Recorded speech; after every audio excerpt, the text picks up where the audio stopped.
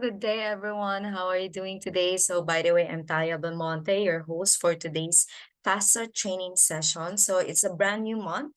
It's the first Faster Training on this month. So, it's the perfect time to reset, refocus, and move forward with purpose. And to guide us today is someone who's made an impact in training and leadership. So, let us all welcome our Global Training Director, Mr. Emmanuel Pupa. Hello, everyone, and good evening or good afternoon to you. Thanks again for joining our call on this Saturday evening and afternoon. So glad to see our international community here that we're joining from different countries, different continents. And, as you probably know by now, we're trying to do a training like this every Saturday. Sometimes we don't do it for very objective reasons, but we try to bring, some nuggets here and there, some ideas that can help you in building the business better. And as you've seen so far, we have different topics that we've covered. Some of the topics that we've covered, probably we will come back to them at one point, covering them and tackling them from a different angle, like covering objections, making a list, inviting, and all that, because these are important, they're basics, but we're going to tackle them from different angles. And I know there's new people also that join these calls and they need to hear and be equipped.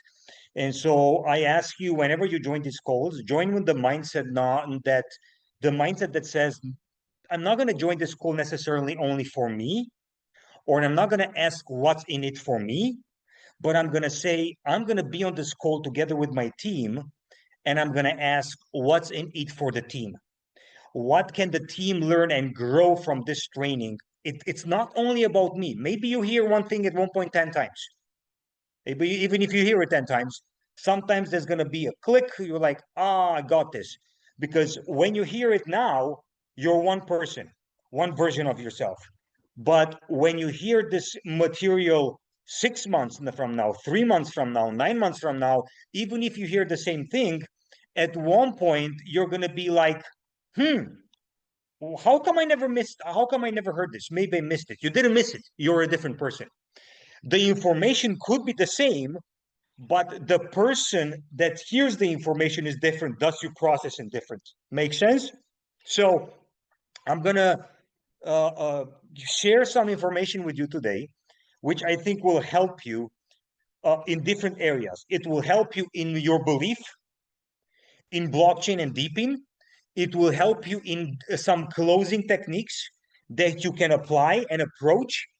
And it will help you in a way in which you can train your main leaders how to be more effective in approaching the blockchain and the depin information. So I want to build you more belief, and I want to help you close a little bit better. Make sense?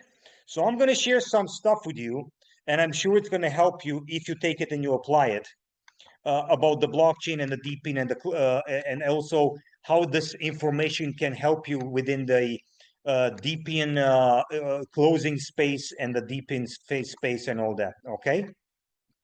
So, all right, you should see my screen by now. I'm going to start with a very short intro in blockchain and then move to depin, and I'm going to share some things with you again that I hope will really build you or your belief. Okay, so if we were to define blockchain, how would we define blockchain? Because blockchain came along, like 17 years ago, 2008. Okay, hold on a second, guys. I gotta see if I can make this thing disappear. I have a hard time sometimes with it. There you go. All right. So blockchain came about as the objective solution to the needs of a society in which morality constantly degrades, bringing with itself people's growing lack of trust in the institutions. So every society, everywhere, has been degrading in the last decades, especially in ethics and morality. Thus, several side effects have happened. One major side effect was that people started to grow a lack of trust in the public institutions, whether it's a city hall, state legislature, a governor, a justice system, banking system, money system, whatever the case may be. So the blockchain as a technology came as an answer to the people's lack of trust in the major institutions, and says we're going to come up with a solution where no bank, no government, no president, no prime minister, no mayor, no governor, no justice system can say how it's done. It's going to be decentralized, and it's going to be based on nodes and confirmed transactions worldwide. So this is how it came about. Now, I want you to take a look at this picture, guys. This picture, it's called the law of diffusion of innovations. This one picture can help you close more people if you know how to use it and when to use it. I'll put it on the Graviton groups, and when we're done with the call, and you can ask it from the leaders. This picture, if you use it in your presentations, it can create fear of loss, and you can increase your closing in presentations. Let me walk you a little bit through this picture and tells you what it means. This is used a lot by Simon Sinek. It was brought up by a guy named Rogers in 1962, but Simon Sinek really made it popular. And this particular graphic applies in every single new technology that the world has ever seen. So again, it's called the law of diffusion of innovations. Every new technology that comes in today, there's a certain percentage of the way in the way that people approach, accept, and adopt that technology. Look at the percentages. Everything that comes in new today, there's a 2.5% innovators that adopt it first. The next category, the second category, are called, the second category is called the early adopters, 13.5%. After these two categories comes the tipping point. So in other words, there's two categories, innovators and early adopters, which together make 16%. Then the third category that adopts a certain technology is called the early majority, okay? 34%. The fourth category that embraces and adopts a technology or new idea are called the late majority, and that's 34%. And then the last category that adopts a new technology, if they do, because some of them never do, are called the laggards, and that's 16%. Whether it's the POS banking system, whether it's the internet, whether it's the crypto market, whatever, whether it's the smartphones, whether it is the laptop, the tablets, it doesn't matter the technology, whether it's the robotics, whether it's the AI, whether it's the depin, whether it's the NFTs, anything new today is done by this percentages right here. When you learn how to explain this, and when you bring this picture, and you just have to have it on your phone, click on it and show it to someone, this will increase your closing, and you will be able to sell more packages when you show this, if you know where to hit the red button. So look, you can play with it. For example, you can say, who do you believe make the most money if you look at this graph, at this picture? The laggards, the late majority, the early majority, or the first two categories, the innovators and the early adopters? And of course, the people, whoever you talk to, would say the first two categories. Okay, then you come up with a question. Don't you think it's wise to position yourself within the first two categories of innovators or early adopters in order to make more money? Of course, they're going to say yes, because they're not going to say no, because it's all in how you ask the question. Don't you think it's wise to position yourself? They're not going to say no, because then they're stupid. They want to tell you they're smart. They want to tell you they're wise. Okay? Don't you think it's smart to position yourself within the first two categories? Now, see, guys, you have to understand something. What about this picture? There's several basic human needs. There's the need of security, the need of protection. There's a need also of people have a need of being special, of feeling unique. Some people if you look at the last category, the laggards, the 16%, don't want to accept a technology because they feel unique. And they feel unique in a way that they feel special, that they don't have something that everybody else has. They're the opposite. Some people feel unique, that they want to adopt and grab something within the first two categories, the innovators, 2.5%, and the early adopters, 13.5%. Some people, on the other hand, work the opposite. They feel special and unique because they don't have something that everybody else does. Well, I have people in Romania that don't want to use bank accounts because they feel they're unique and special because everybody else uses bank accounts. I know a few people, very, very few too, that you don't use a smartphone. They use a phone with buttons, an old phone with where you have the numbers. Why? Because that makes them feel special. They feel special because everybody else uses smartphones and smart tablets and technologies, and they don't, and they feel special, right? I don't know if everybody watches I don't know a popular show today, like I don't know Suits, or I don't know what show to give you, Seinfeld or Friends, or what, I don't know what shows, if they're not going to watch it because that makes them feel special, because they're not watching it and everybody's watching it. Some people, they don't want to do something that everybody does because they think that makes them unique. It doesn't make them unique. They're just weird in their way of thinking. However, you can use the closing and the fear of loss with telling people, how about positioning yourself in the first two categories? Now, I'm going to send this picture. You can Google this picture. You can find it. You can find it on Google. Have it on your phone and use it when you do the closing after you do the presentation. I want to help you a little bit here to help you do the closing better. Depin capitalization today is maximum $30 billion. Watch this closely, guys. You can take a picture of the slide when it's done. You can use this when you talk to people. You can close them with these, guys. If you use this picture, the law of diffusion of innovations, and if you use the slide that I'm sharing with you right now, you can close people faster. Depin capitalization is maximum $30 billion. Now, the total crypto market capitalization is $3.4 trillion. Watch me here. The depin cap, 30 billion out of 3.4 trillion, is 0.88%. So in other words, 0.88% is the total percentage from the crypto total capitalization today. Okay? That's how much the depin cap is. 0.88%. Not even 1% of the total crypto capitalization, $3.4 trillion. So take a picture of the slide, guys. Have this on your phone. Show it to someone when you talk to them.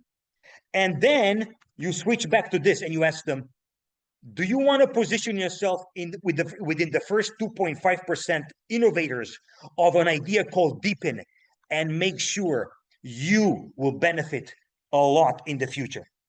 So again, if you explain this to people and if you use the statistics, this will help you close people on the spot. Fear of loss. Remember something. People will do something more from the fear of losing something than from the desire of winning something. Remember this. I'll repeat this. People would do something more from the fear of losing something than from the desire of winning something. Play the fear of loss card using this slide and showing them the statistics. Now, here's something else you can use. It is estimated, projected, to have 500 billion capitalization in the next 5 years only in depin projects. Only in depin project. By the way, this is a pessimistic number. Okay, the Massari Institute predicts even 3 trillion only in depin, which is crazy. But anyhow, stick to 500 billion. It is estimated there's going to be a 500 billion cap in the next 5 years. Only you focus on only you. When you say only in depin projects, and you come back to this picture. So where are we right now in the depin? Okay, where are we right now in the depin? Let's look. Does depin have now a 68% adoption? No. Does depin now have a 16% adoption? No. Does depin now have a 2.5% adoption? No. We're under 1%. So here's a certainty, guys. Look at this. This will help you in closing. Certainty. Let me tell you something, my friend. Certainty. Depin adoption is under 1%. That's a certainty. Let me give you another certainty. Certainty. it will have a growth of 16 or 17x in the next 5 years. That's a certainty. Now, variable. How many people will find out from you and from your team? How many people will find this out from you and from your team? That's a variable. This is a certainty. Depin adoption is under 1%. Okay, and then you can show him this picture. Depin adoption is under 1%. We're talking about the innovators. Okay, certainty is under 1%. Certainty, it will have a growth of 16 or 17x in the next 5 years, the total capitalization of Depin projects. Okay, all right. Now, variable. How many people will find this out from you and your team? If you play with these two words, certainty, variable, certainty, variable, you're gonna kill it. You are gonna kill it because this is a certainty. Now you cannot control the certainty. The certainty will happen with or without you. The certainty will happen with or without you. Here's the variable. You control the variable. You control part of the variable. How can you control the variable? You can position yourself to be part of the innovators, part of the 2.5% of the early innovators that adopt this technology.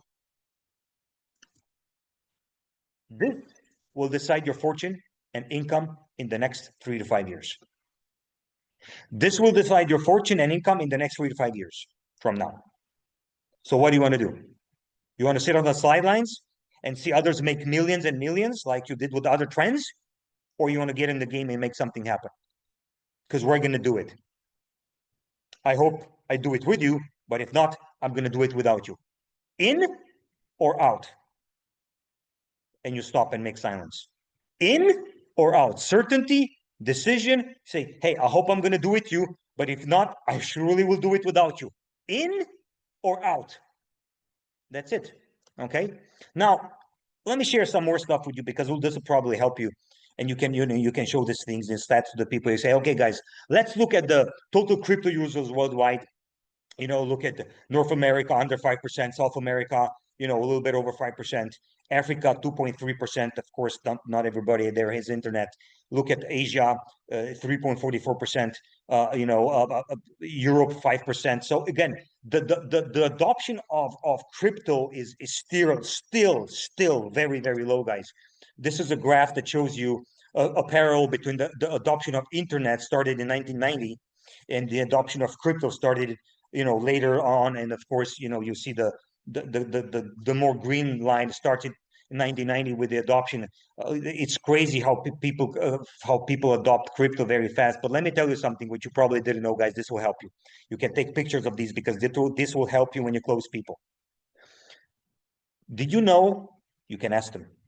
Did you know that blockchain technology is used by the top 100 companies in the world? 81 out of the top 100 public companies are using blockchain technology today. And they're going to say, no, I didn't know that. But you ask a question, you don't affirm, you ask. Do you know that from the top 100 companies in the world today, 81 are using blockchain technology? And they'll say no and say, okay, look at the 4 categories. 16 of the top companies are using research in blockchain. 14 are having a pilot program. 24, they have it in development, and 27 in production. Look at the right column, the 27 companies: Microsoft, Nvidia, JP Morgan, Walmart, PayPal, Alibaba, Samsung, Walt Disney, Verizon, Visa. Look at Shell. Look at this, guys. Look at Goldman Sachs, AT&T. Are you kidding me? Guys, all you got to do is take this picture and show it to people and say, do you think it's wise for you to position yourself in the same category where these companies are, or you want to stay outside the game? That's a closing question. Do you think it's smart to position yourself in the same category where these companies are doing business, or you want to stay out of it? That's a closing question. All you got to do is show them this picture and say, what do you think is smart? To do what these guys are doing or stay on the sidelines? You come back to the law of diffusion of innovations. Okay, you show them this picture. You can take a picture if you didn't. Okay, and then you come back to this picture and say, guys, where do you want to position yourself? Okay, You probably missed the trend where you weren't one of the first people in your country to open up a smartphone store. You probably missed the trend where you could buy Bitcoin for like $1, a couple of cents. You probably missed the trend where you could buy Ethereum for a couple of dollars. Well, you have a trend right now, and it's called the depin. You can be in the first 1% to adopt it and join. Okay? What are you going to do about it? This is crazy, guys. It's going to help you in your closing if you show this picture. Here's the closing question for you. Here's the closing question. This will help you. How do you want to position yourself? As an innovator, those who make millions, or as a late majority, people who make scrap money? Take this question and you can use this and change it, and you can make 15, 20 different questions. How do you want to position yourself? As an innovator who's going to make the millions and change the future of your family and your generations to come, or as a late majority, as you've done in the past, and you're going to make scrap money or no money at all? How do you want to position yourself? As an innovator in the top 1% in the world who adopt an idea and are going to become millionaires, or as a late majority, being ignorant of what's going on around you and then calling others lucky? See, I just asked this question three different ways. How do you want to position yourself?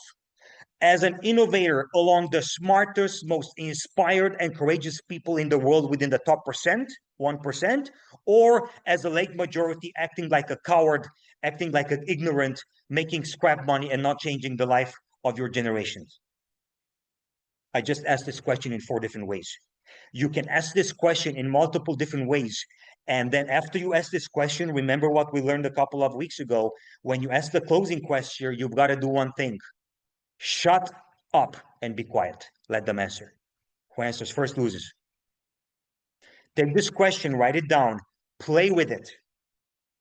Okay? You can say, how do you want to position yourself?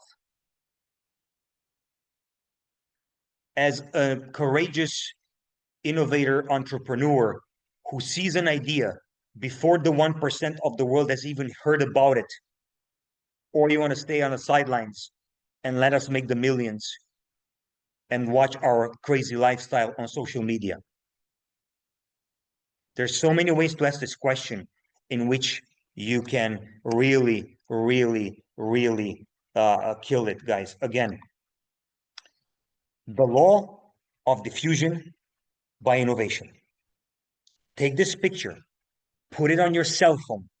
Whenever you talk to someone, you show them the picture and you ask, where do you want to be? You ask, where do you think is smart to be? In the first 2.5% or in the last 40, 30%? Guys, lead with questions.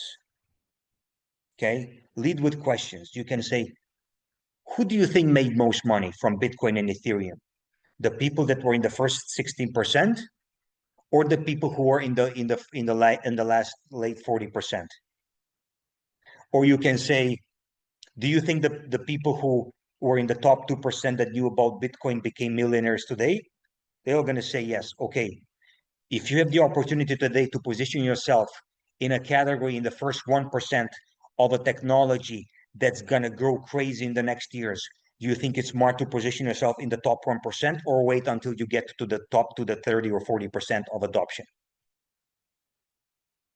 What are they going to say? They're going to say in the first 1%. Okay, so which node do you want to purchase? Which is best for you? Let's lock your position now and make sure you join this movement in the first 1% of people in the world. That's going to make it special, unique. And when you talk about this 10 years from now, like people are talking about Bitcoin in 2010. This is closing. This is gold. This can help you. So guys, these are a few things I wanted to share with you today. I'm sure they will help you. Use this. Guys, learn how to ask questions and be so certain about what you're saying that people are going to join. Thank you so much for joining today's call. Really, really appreciate it. We really hope this will bring value to you and growth to your teams. And we hope to see you on the next call. Thanks a lot. Have a great weekend, and let's kick it this month because we've got a lot of work to do, guys. All the best to you.